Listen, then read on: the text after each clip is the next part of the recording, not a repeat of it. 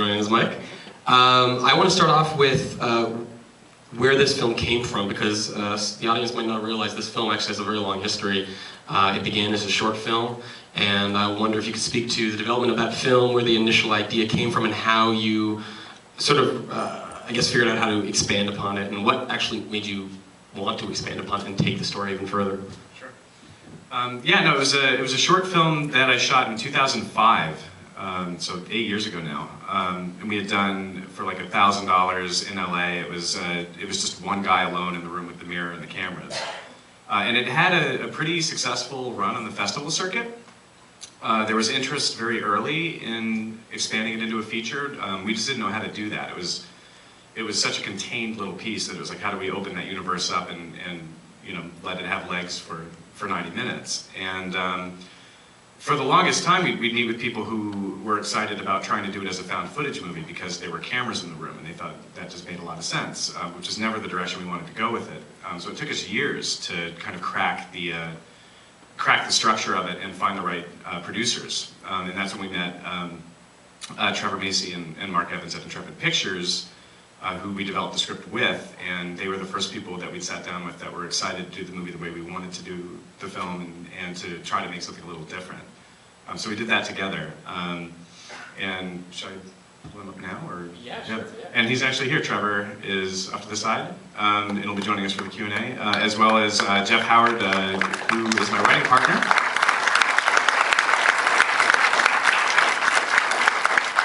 And we'd kicked around, I mean, back in those days, we'd kicked around a bunch of different variations of this thing. Like, we thought maybe it could be an anthology movie, and, you know, the short film was basically going to be a half hour of that, and we'd bookend it with other stories. It's been exciting for us as writers, just because you can take that mirror off the wall and hang it up into so many different stories. Like, the possibilities are endless for what we can do creatively with it. So it was always just a question of how to find a story that was going to make the feature work. And, took a long time, but we did, I hope. So I guess on that note, and maybe Jeff can speak to this as well, did the mirror come first, did the idea of the mirror, or was it more the search for what is something that we can create this great sort of level of ambiguity of evil, like the ambiguous evil, which I think is really fascinating. One of the things that, I think it's something that I saw in your last film, Scotia, which is a fantastic movie, and I recommend everyone to look out for it. Came out on DVD 2 years ago. And yeah, just so, was it the mirror that came first? Was this idea of a spooky mirror, or was it a larger theme? Well, the mirrors have always kind of creeped me out, partially because, you know, every reflection that we see we assume is reality, but all of us, you know, our image of ourselves in our head is not accurate, it's backwards. And every mirror is slightly distorted, it's never quite accurate.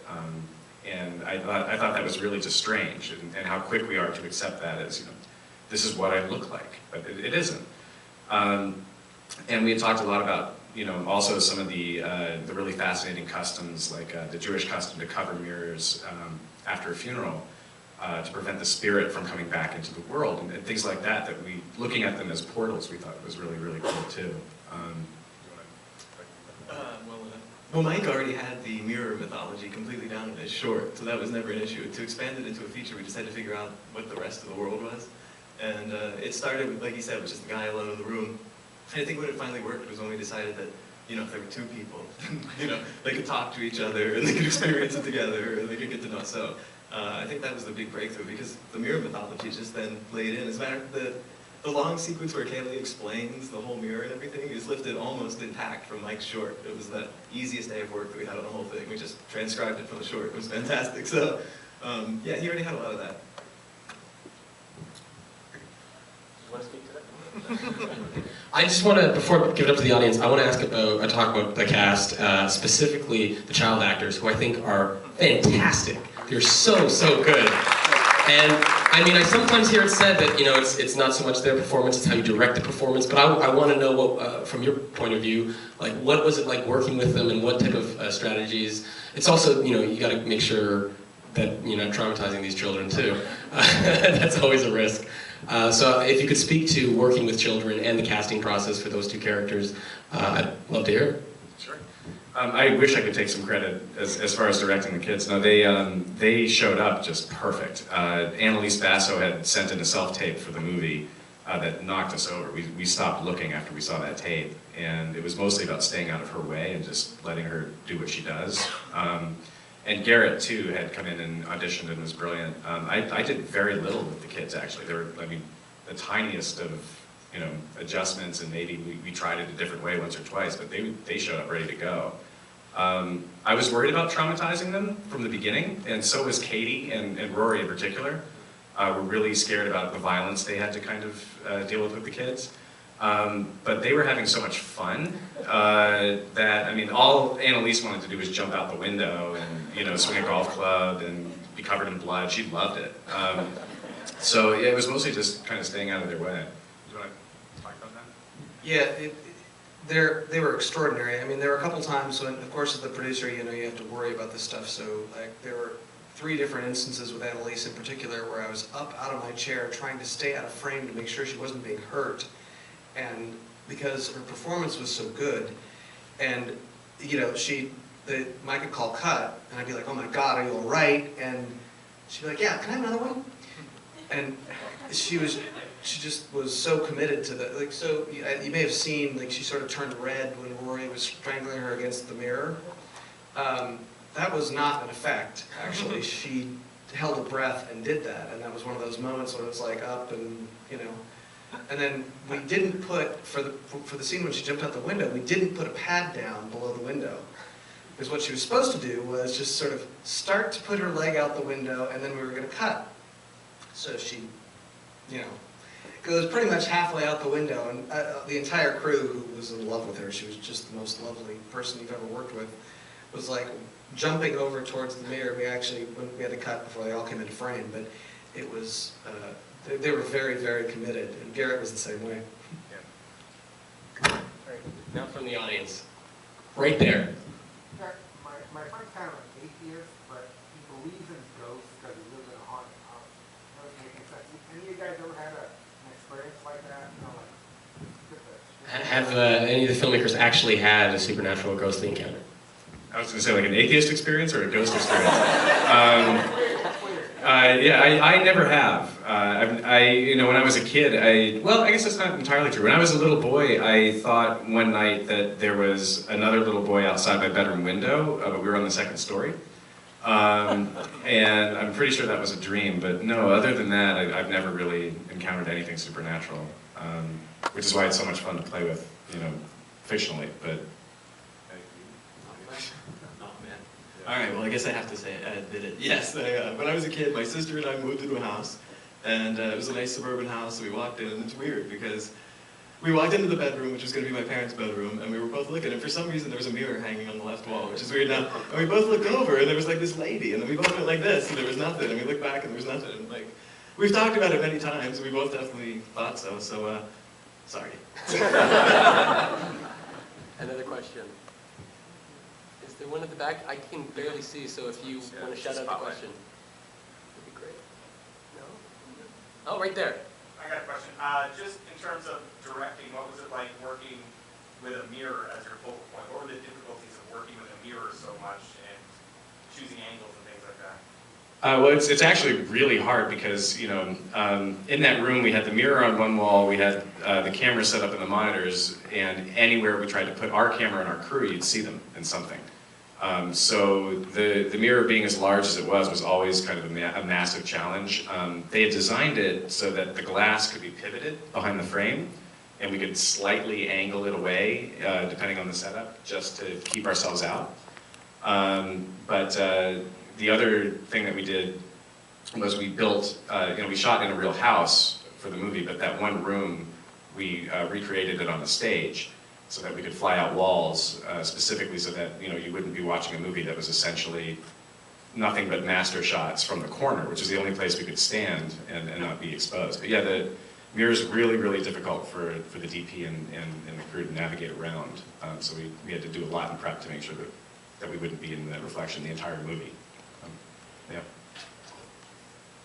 Well, one last question if there's no one else. Oh, right there, right there. what motivates you to make something What is the motivation for the creepiness? Yeah, I never know how to, I've gotten that question a couple times since we got here. I don't know. We usually set out just trying to tell a really cool story, and a lot of times for us in the beginning it's funny. You know, a lot of times like, wouldn't it be funny if, and then it just kind of goes that way. But one of the things that we've done kind of consistently with a few projects now is when we get into dealing with evil,